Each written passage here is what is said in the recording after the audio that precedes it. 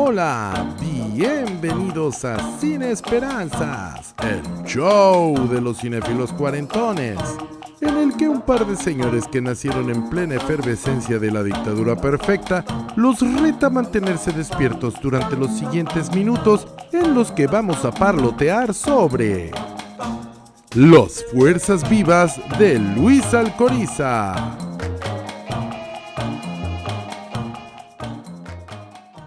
Bienvenidos, estamos aquí reunidos una vez más para celebrar nuestro inmenso amor por el cine.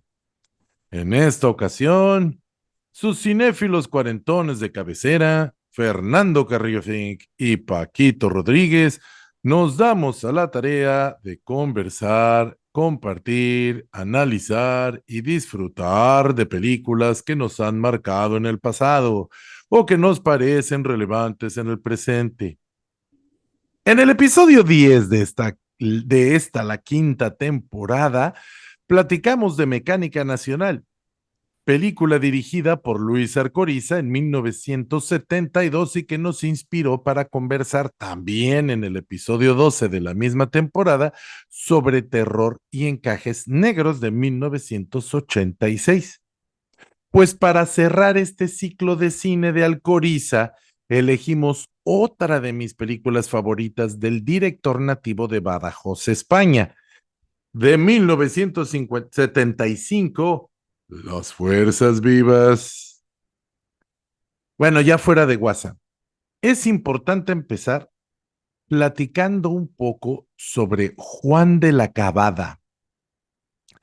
Este escritor campechano de marcada tendencia política izquierdista, comunista, es co-guionista de Las Fuerzas Vivas. Yo a él lo conocí como guionista de una película que me parece harto interesante y en donde ya se nota su estilo humorístico y crítico del sistema, y que se apoya en la farsa y en la parodia para hacer un agudo y filoso análisis de la política. El brazo fuerte, dirigida en 1958 por Giovanni Carporal, director de origen italiano que se acababa de mudar a México 4 años atrás. Bien vale la pena platicar de esta película algún día, pero no nos distraigamos. Juan de la Cabada fue fundador de la Liga de Escritores y Artistas Revolucionarios, una agrupación de tendencia comunista que difundía a través de las obras de sus miembros las ideas revolucionarias de izquierda. Criticaban la censura del gobierno en el arte y luchaban contra el sistema político.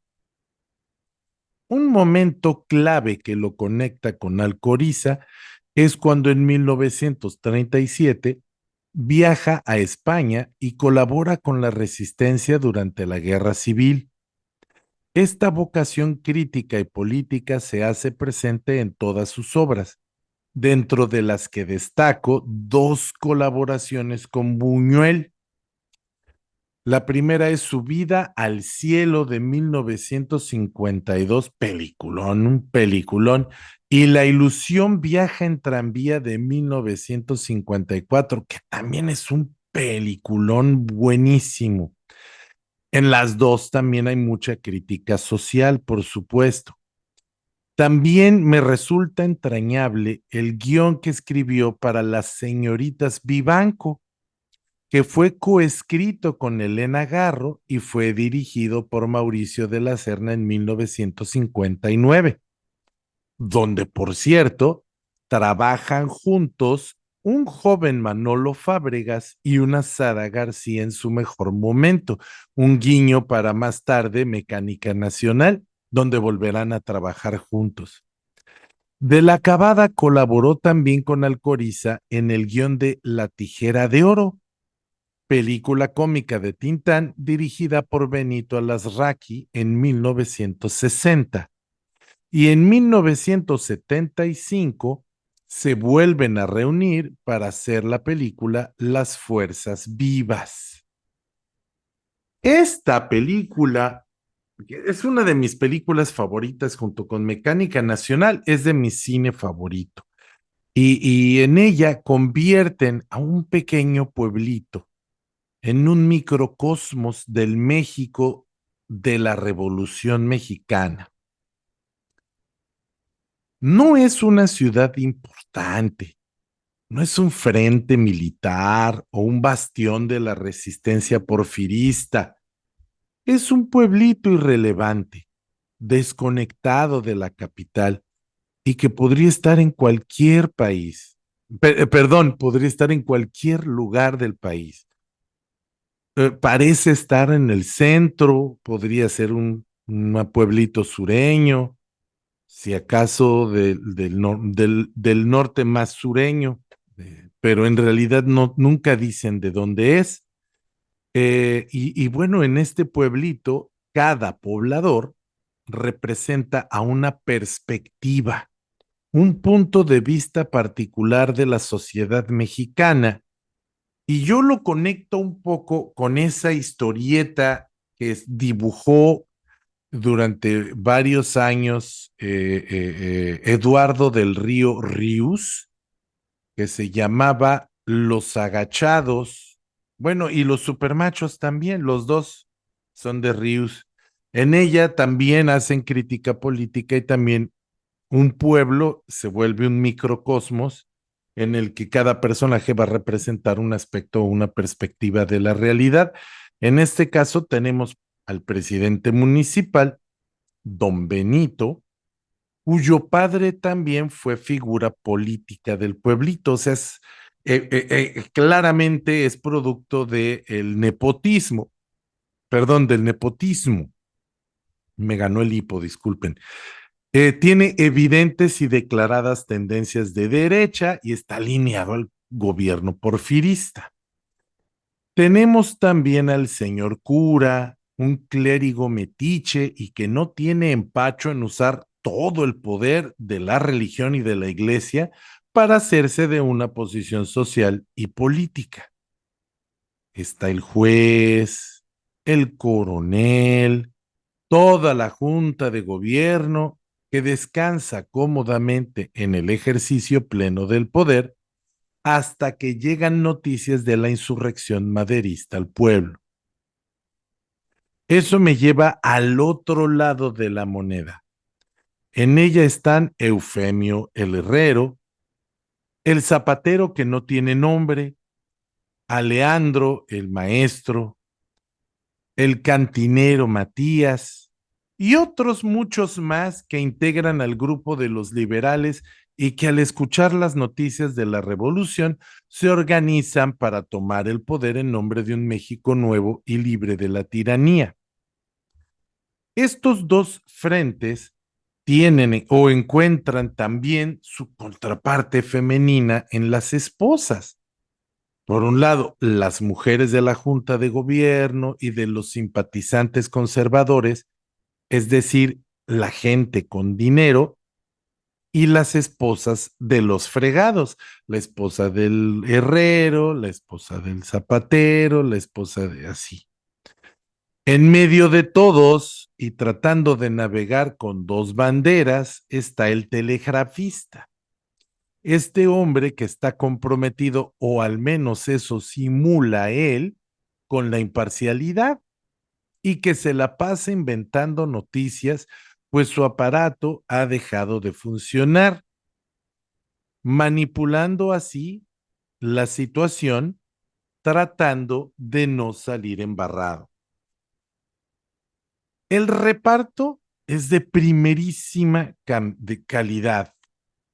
Tenemos al genial, al único Héctor Lechuga como Don Benito y está en el momento más, en el mejor momento de su carrera de comediante. David Reynoso, el mayor, en el papel de Eufemio, el herrero. Doña Carmen Salinas, como la esposa del cantinero. Doña Lola Beltrán, la icónica cantante vernácula, como Chabela, la esposa de Eufemio.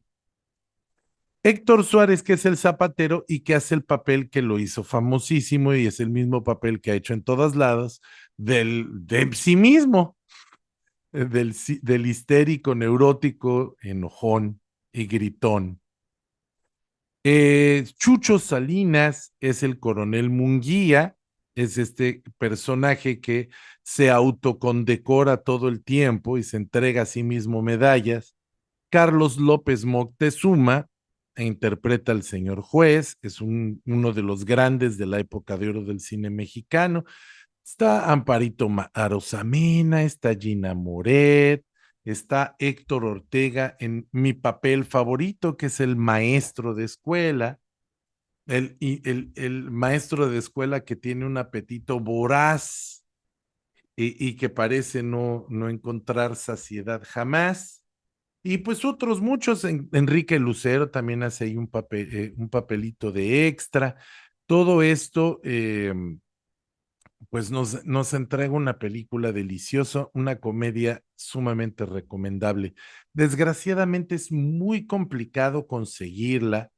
Yo la encontré en YouTube, aunque ya la tenía yo en DVD, pero las tengo grabadas de televisión porque no he nunca podido encontrar una edición eh, eh, legal de la película. Espero que sí la saquen pronto, pero no la conozco. Y bueno, ya dado que estamos hablando del cine de Alcoriza, era una muy buena oportunidad para abordar a esta crítica del sistema político mexicano, no solo de la época de la Revolución, sino en la actualidad, porque esta crítica también hace alusión a la posición que tomó la revolución cuando se hizo del poder y a las decisiones que toman las personas cuando están en el lado de los oprimidos y cuando se convierten en el poder, se convierten en el opresor. Esta película es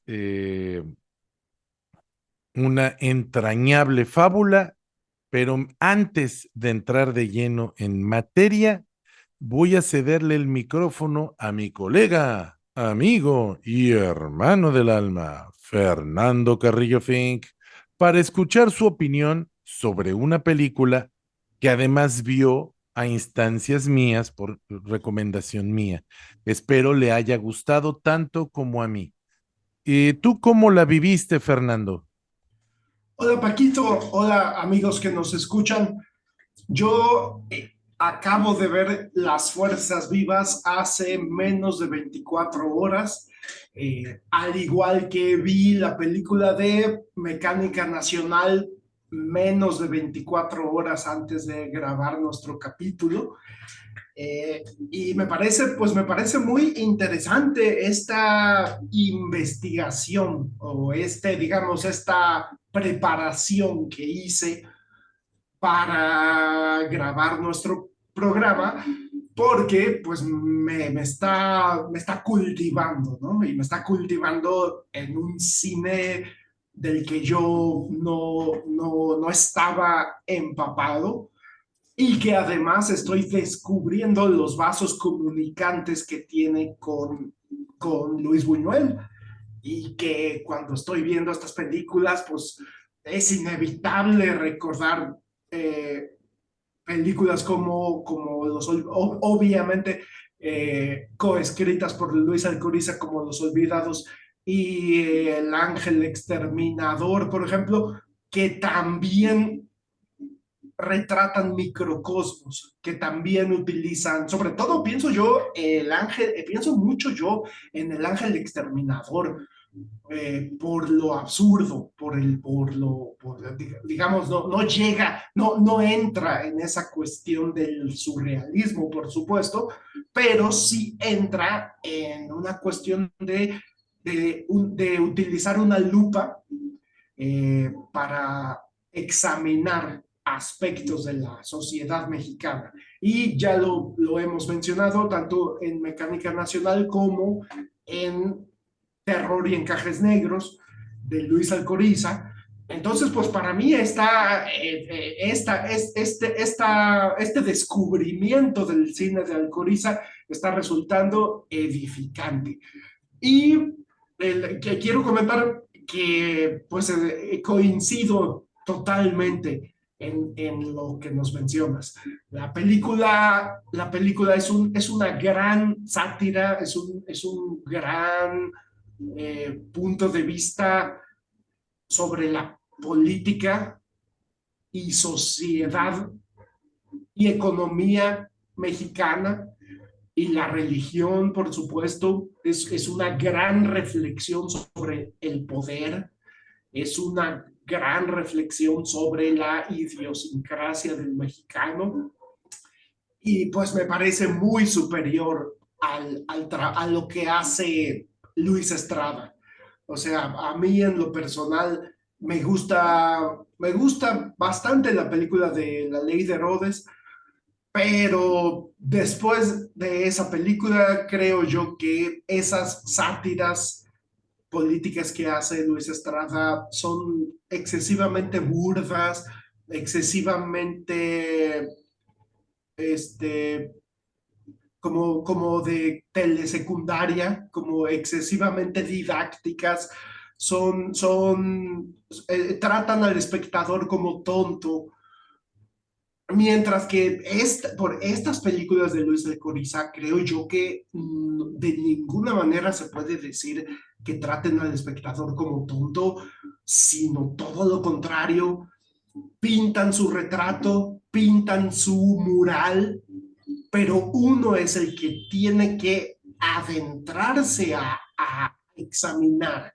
Es decir, son películas que te invitan reflexión, por el contrario de las películas de Luis Estrada, que simplemente te dan la comida ya masticada y digerida, ya nada más, ya, o sea, ya te dicen lo que quieren decir sobre la sociedad mexicana, te lo dan todo peladito y en la boca y hasta con mal gusto.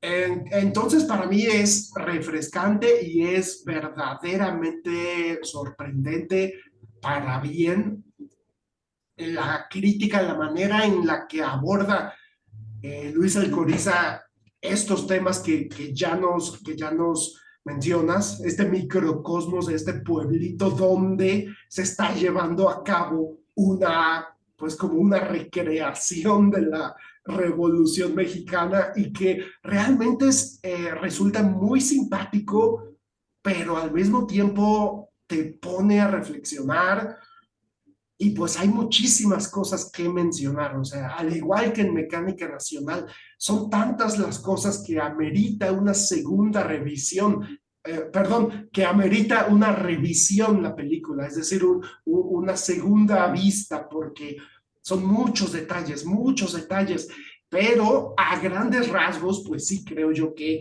retrata de manera impecable esta lucha de clases. Hay que tomar en cuenta que la película se estrenó en 1975, es decir, todavía, todavía se estrenó dentro del sexenio de Echeverría y la película le tira al PRI. A mí me gustó muchísimo ese momento en el que dicen es nuestro partido revolucionario y pues así nomás vamos a dejarlo en Partido Revolucionario. O sea, me da risa porque además en esa época, pues, o sea, obviamente no existía ni siquiera el PNR, ¿no? Ni mucho menos el PMR y mucho menos el PRI, pero ya están haciendo referencia. Luego, a mí me resulta impactante cómo logran hacer ver al sacerdote del pueblo como un verdadero antagonista.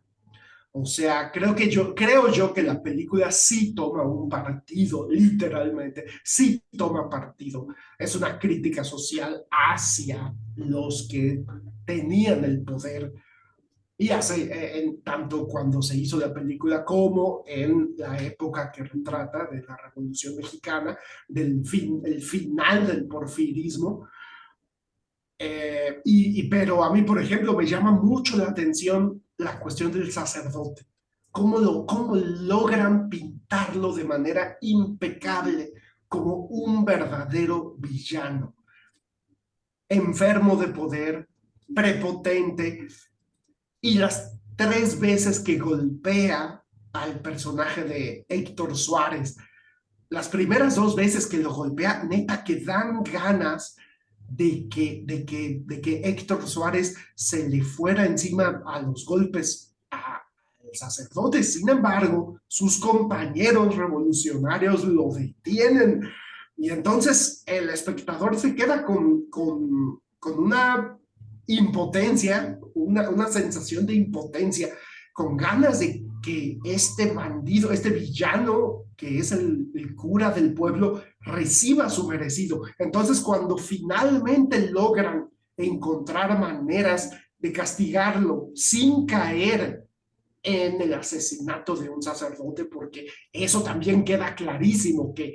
incluso para los liberales y para las esposas de los liberales, la creencia religiosa pesa mucho y asesinar a un cura, fusilarlo, no le vendría nada bien a su causa. Entonces, la manera en la que, no voy a spoilear la manera en la que se desquitan o lo castigan, por decirlo de algún modo, pero sí voy a mencionar algo que me encantó.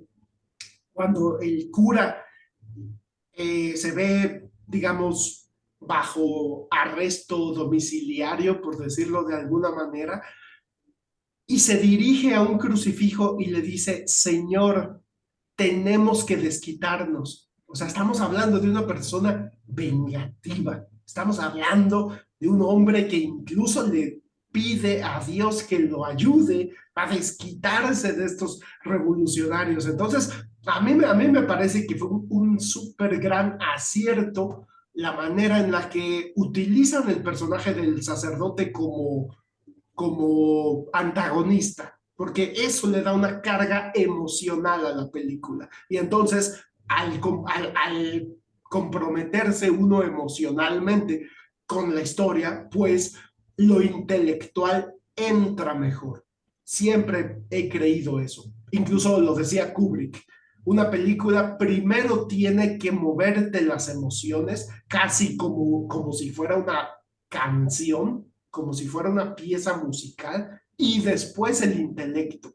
Y creo que esta película lo logra. Creo que esta película nos mete emocionalmente con este grupo de personajes que son los liberales, eh, y gracias a eso logra que entre mucho mejor todo el discurso intelectual. Pero bueno, voy a dejar otros comentarios para mi segunda participación y le devuelvo el micrófono a mi amigo y compañero y hermano Paquito Rodríguez. Gracias, Fernando. Qué bueno que te gustó. Fíjate que decía al principio de mi intervención que esta es una de mis películas favoritas. Por supuesto, me gusta un poco más Mecánica Nacional, pero no es mucho, no están muy lejanas.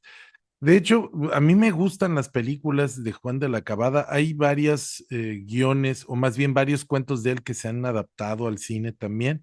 Y todos, cuando empiezo a verlos, empiezo a recordar muchos, muchas otras obras de él, porque este estilito de utilizar la comedia para hacer crítica política le queda muy bien.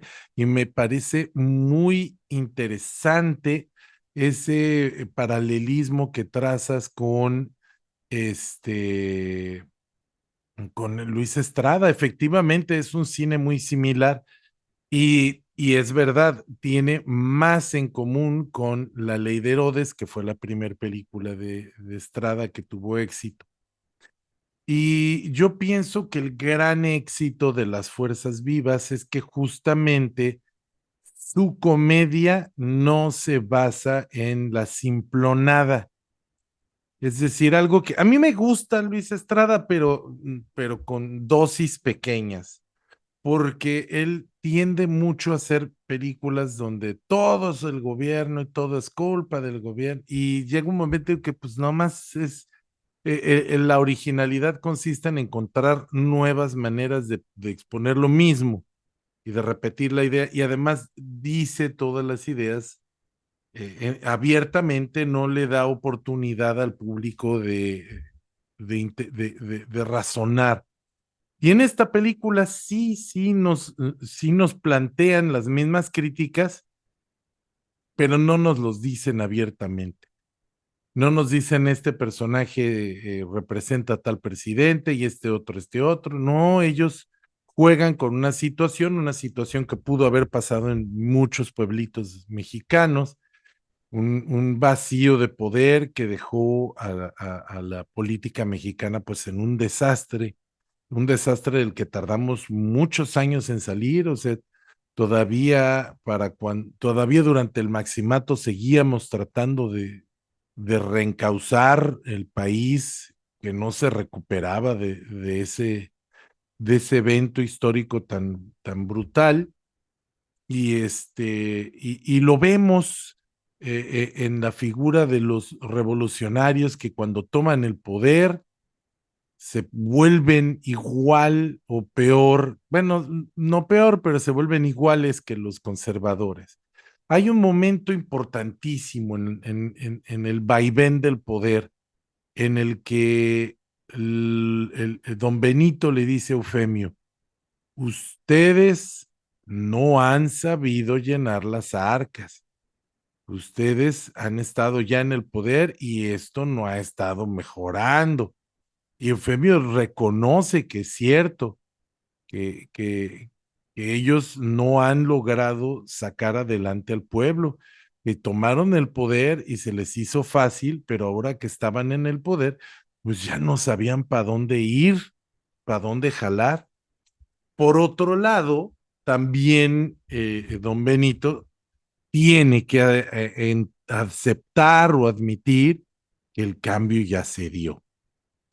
Y es en la figura de las mujeres en la que encontramos la razón, porque las esposas de los dos son las que los convencen, pues de pactar, de doblarse un poco, si no es renunciar o claudicar, es encontrar un camino medio. Y entonces volvemos a esa crítica, a la crítica a la política, porque los conservadores se hacen amigos de los revolucionarios cuando los revolucionarios llegan al poder y acaban siendo lo mismo, acaba quedando todo igual, que es el famoso cambio del gato pardo. Todo tiene que cambiar para que todo siga igual. Al final, la película empieza, perdón, y este es lo más simbólico. La película empieza con una ceremonia de develando la estatua del padre de Benito, del alcalde, y termina con la develación de una estatua al revolucionario desconocido, que es la misma estatua del papá de don Benito, pero con un sombrero charro. Y es ese juego es lo que nos está queriendo decir el guionista y el director. Esa lucha social terminó dejando en el poder a los que ya estaban en el poder. Todo se quedó igual, pero ahora tiene ¿cómo se llama? Una peluca nueva, un sombrero nuevo. Sí hay una pequeña separación con la iglesia, porque ahora el cura ya no puede estar sentado en la mesa, en el podio de honor, y ahora tenemos a los héroes de la revolución pues encumbrados en posiciones, pero todo sigue igual y de hecho vemos a los campesinos, a la gente que está en sus tierras sembrando y dicen, ¿y ahora y qué pasó con ese mentado Zapata, el que nos iba a dar tierras? Y es el símbolo de que la lucha social pues va a seguir, va a continuar.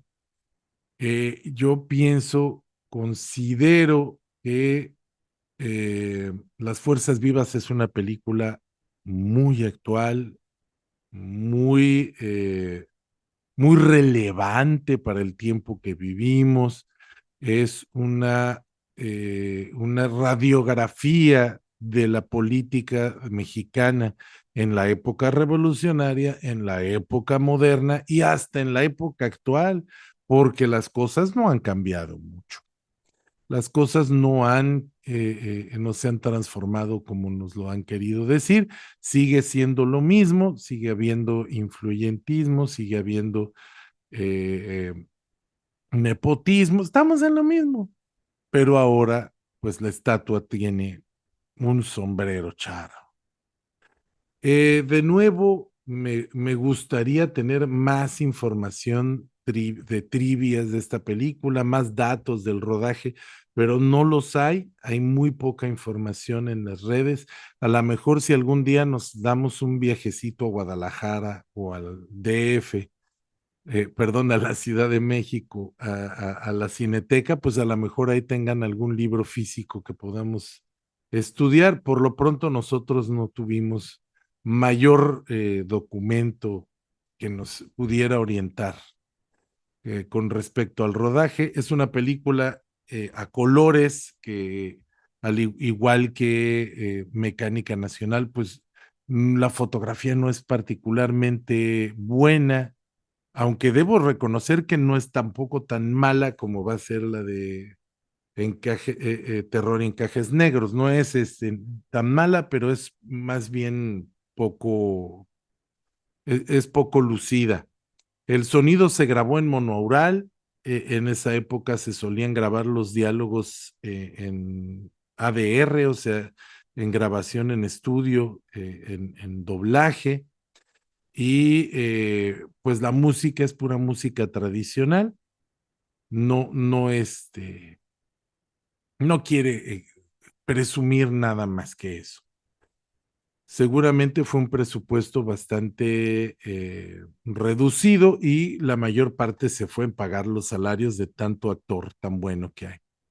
Y bueno, pues me gustaría escuchar los últimos comentarios de mi compañero Fernando antes de despedir este episodio. ¿Qué piensas, Fernando? Ya me volví loco por no dejar. No, de ninguna manera pienso que te volviste loco. Creo que todo lo que mencionas sobre la película es totalmente acertado. Me parece interesantísimo. Es ese símbolo que nos mencionas, que es la estatua del papá de Don Benito, que al final lo único que hacen es ponerle un sombrero para hacerlo pasar por un revolucionario, ¿no? Sin embargo, como bien mencionas, una vez que los liberales, que los revolucionarios, los de izquierda toman el poder, no saben qué hacer con él. Y como bien dice después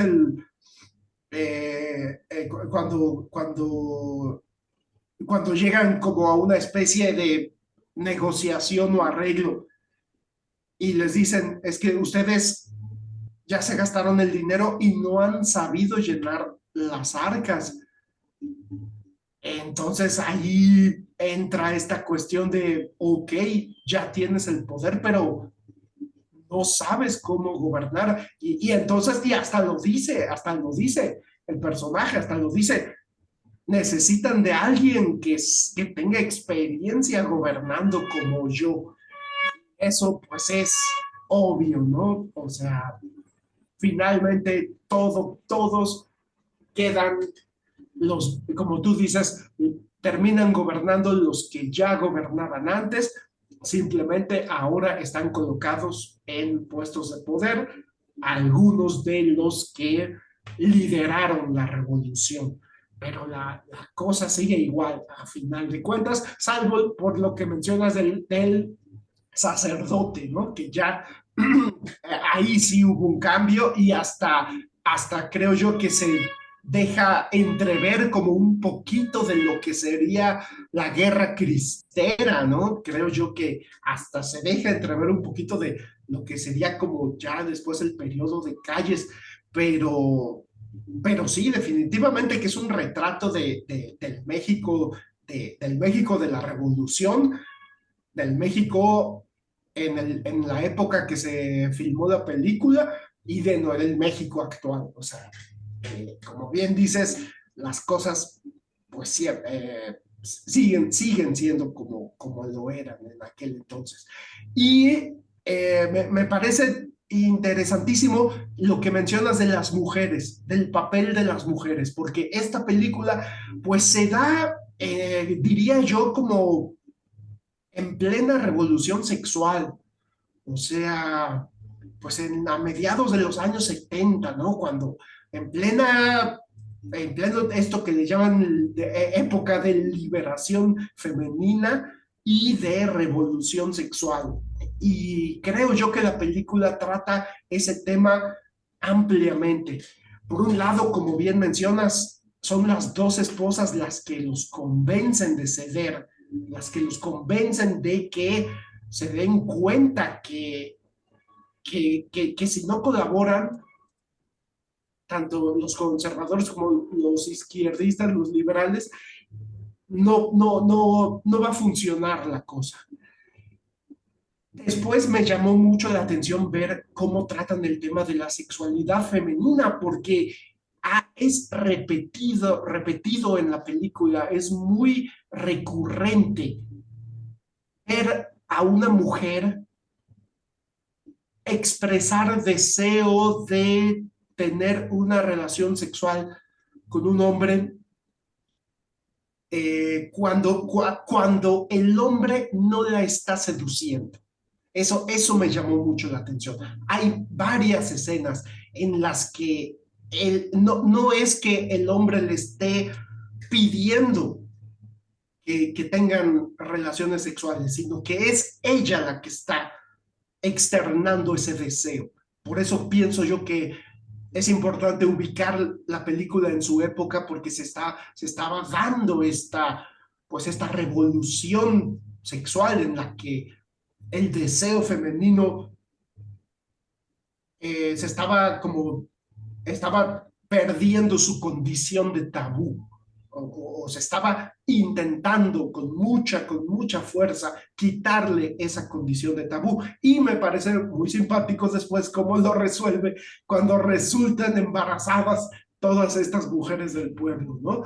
Y ya digamos, lo que me resulta un gag, un chiste muy logrado y muy relevante, creo yo, cuando lo vemos así a distancia, cuando le dicen las hijas, no recuerdo bien de qué personaje, pero que le dicen, estamos embarazadas las tres o cuatro, creo, y él les dice, pero siempre las he tenido encerradas, no han tenido momentos a solas con un hombre más que en la reja, a través de la reja.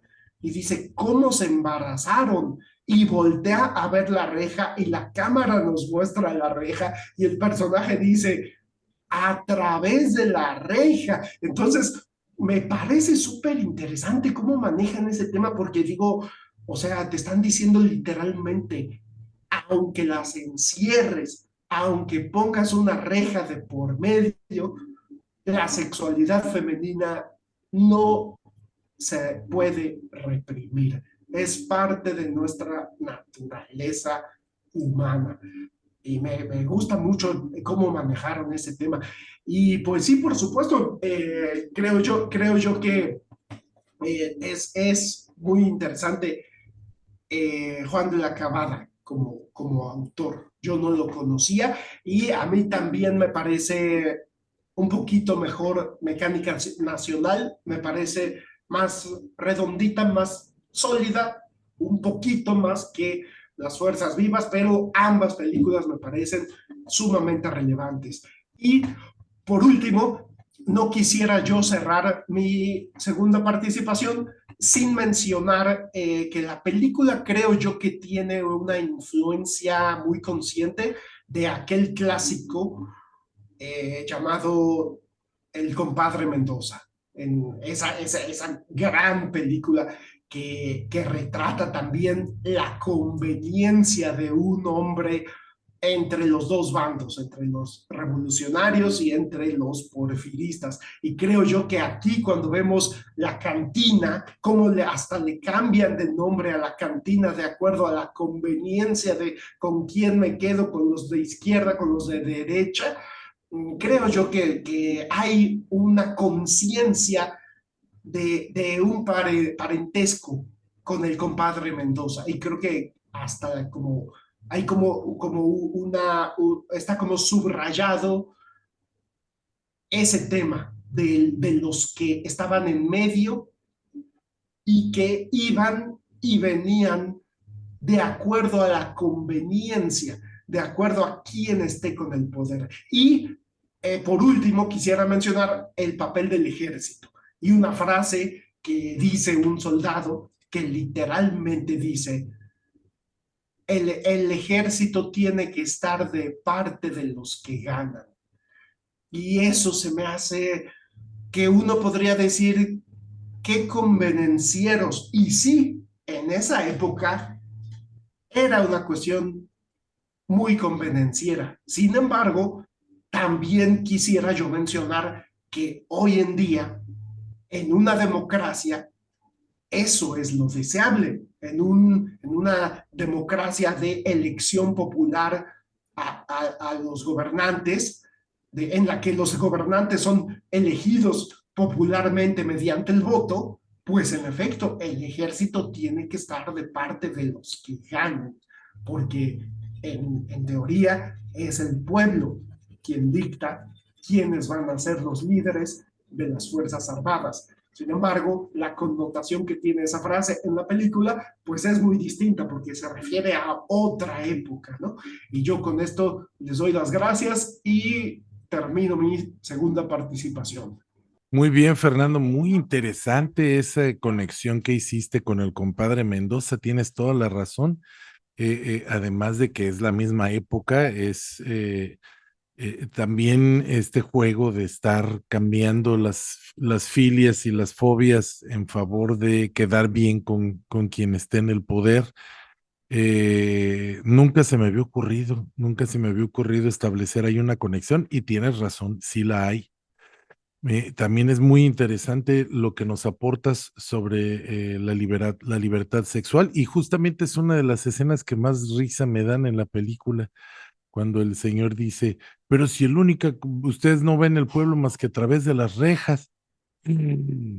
A través de las rejas. Pues sí, la vida se abre el camino, decían en Jurassic Park. Life finds a way.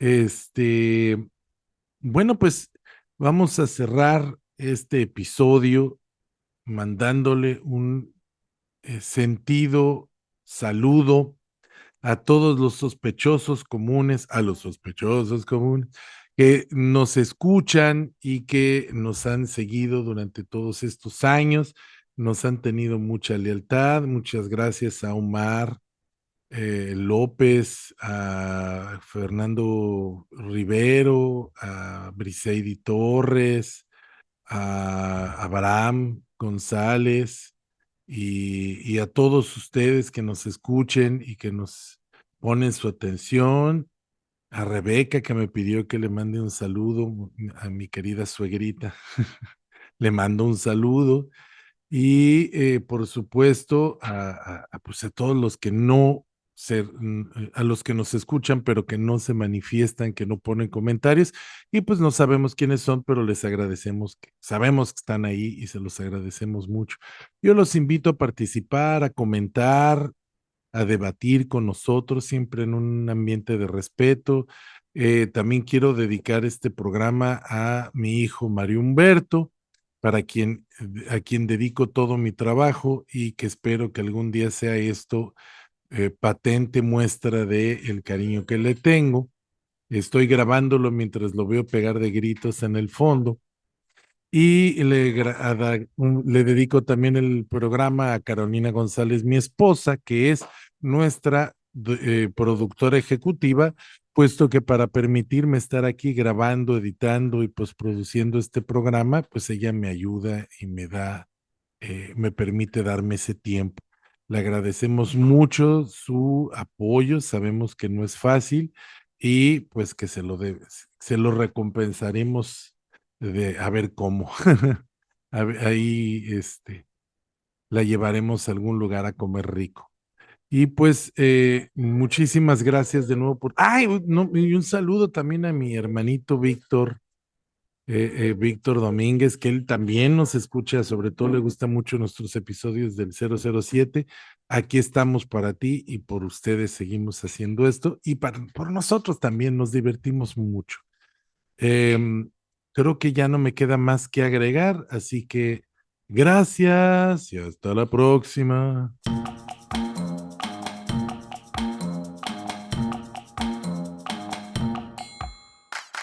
Esta es la quinta temporada de Sin Esperanzas, el show de los cinéfilos cuarentones, con Fernando C. Fink y Paquito Rodríguez. Puedes escucharnos en nuestra página de Facebook, nuestro canal de YouTube, en Spotify y ahora también en Instagram. ¡Hasta la próxima!